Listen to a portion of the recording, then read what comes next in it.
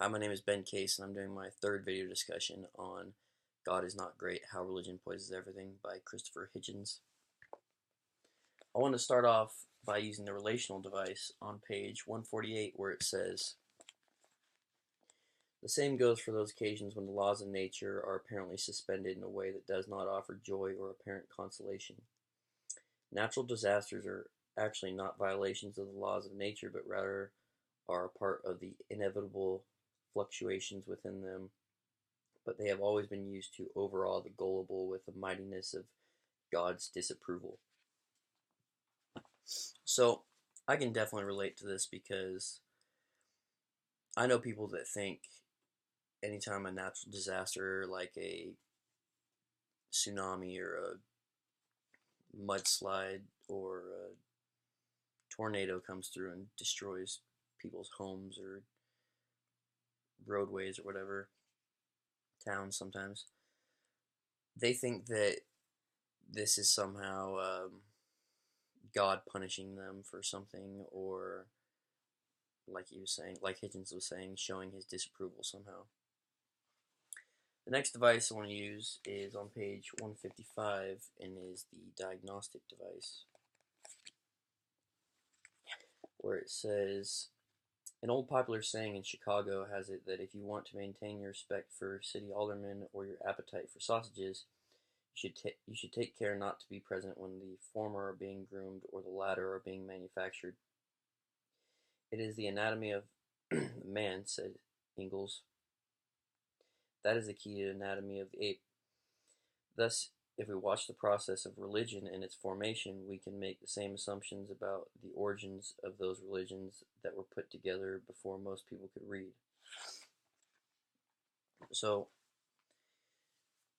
Hitchens is making an interesting observation here.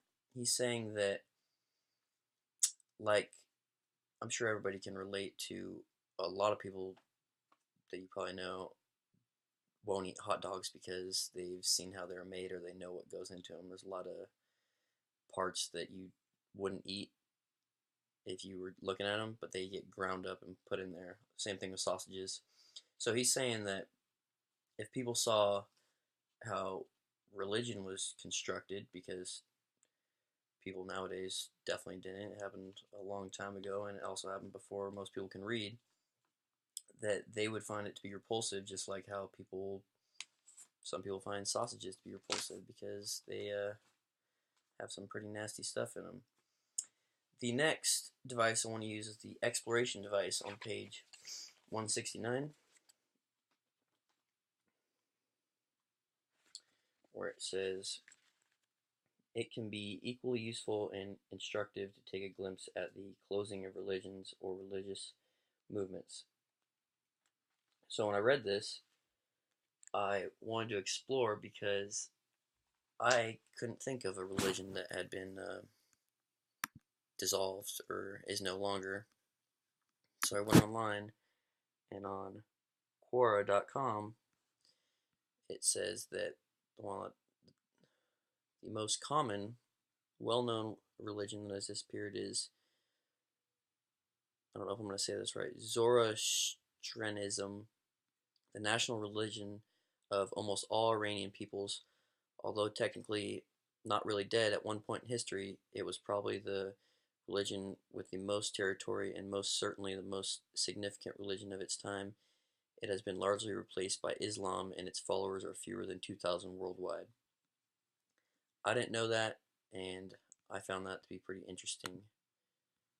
And that's all I have for right now.